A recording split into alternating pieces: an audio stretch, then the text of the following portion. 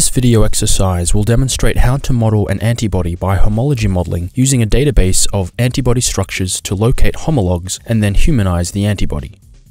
We'll use the known antibody structure 1FSK, but removed from the antibody database so that it can be treated as an unknown antibody. That way, the model we generate can be compared with the known crystal structure.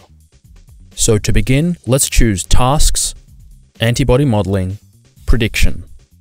Notice that on the left side is a label diagram of an antibody, and on the right, there are 3 tabs for setting up and performing the actual modeling.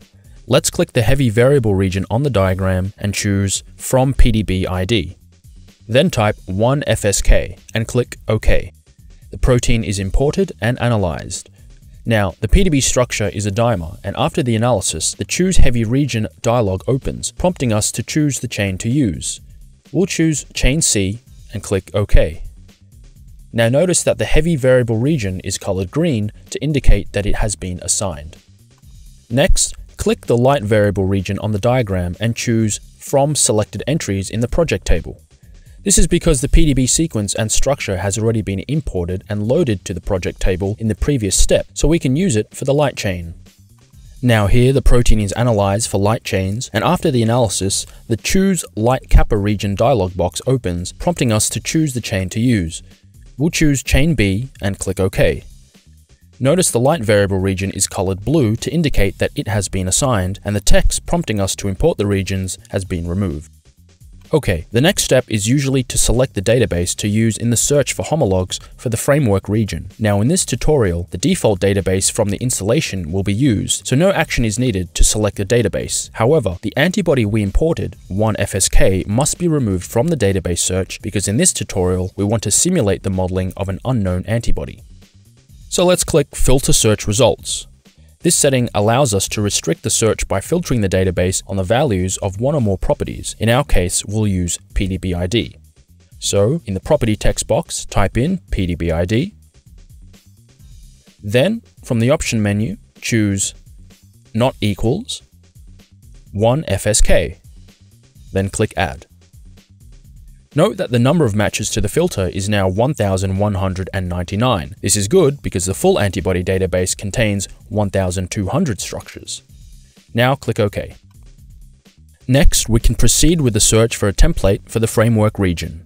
So click Search. When the search is complete, the highest scoring result is 1I3G. This is selected by default and will be used for this exercise. So let's click Accept.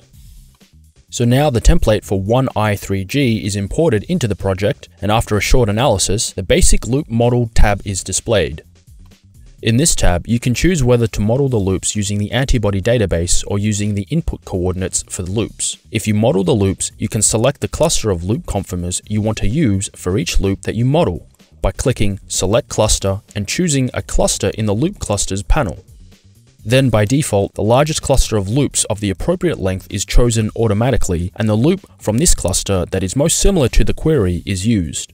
Here in this exercise, we'll just use the defaults, which includes generating a single model. So let's just click Generate Loop Models. After a few minutes, the models are generated and the model to view is populated. So let's click View in Workspace. Now notice the color legend in the bottom left, which shows which colors correspond to the conserved residues in blue, sidechain mutated residues in cyan, predicted residues in red, and the antibody CDR loops in maroon. Now this model can be used as it is, but in real situations you might want a more accurate prediction of the H3 loop, which you can set up and run in the Advanced Loop Model tab. But for now, we'll just check the accuracy of the homology model, which means we'll want to compare it with the X-ray structure. To do this, however, the X-ray structure needs to be pruned down to the size of the modeled structure, just to make comparison a little easier. So let's head back to the toggle table, and then we'll click A, remove everything from Workspace.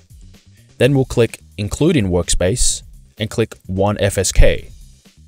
Now notice that the PDB structure for 1FSK is much larger, containing many chains which would make comparison difficult. So now let's go to Edit, Delete, Select. Then we'll choose the Chain tab, and then select B and C, and then click Subtract. This way we select all chains except B and C. Then click OK. Now we have an almost pruned version of 1FSK with just chains B and C ready for comparison with our antibody model. So let's head back to the toggle table and click Include in Workspace, and then bring back our antibody model, which is this one. And now both structures are in the workspace.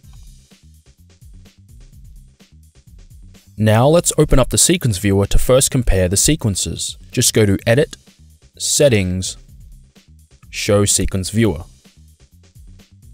Now chain L in our model has the same sequence as chain B in the X-ray structure right up until this point. Then chain B has more residues. So let's delete these residues just by selecting the next residue in chain B, shift-click the last residue, and then clicking the delete button on the keyboard. Next, we'll do the same pruning for chain C. Just click the next residue in chain C, shift-click the last, and then press delete. Okay, now the X-ray structure has been fully pruned down to the size of our model. Now, to see how much the two structures differ, let's make a few changes to the representation and then run a structural alignment. So let's go back to the toggle table and choose C for color, auto, all atoms by object. Then we can show as cartoon. Next, we'll go to Tools, Protein Structure Alignment. We'll use the default settings and click Align. Okay, when the proteins are aligned, notice that the alignment score and the RMSD are reported in a separate panel, Protein Structure Alignment Results. Finally, notice that both indicate that the alignment is very good. Okay, in part 2 of this tutorial, we will continue using our model and focus on the steps for humanizing the antibody.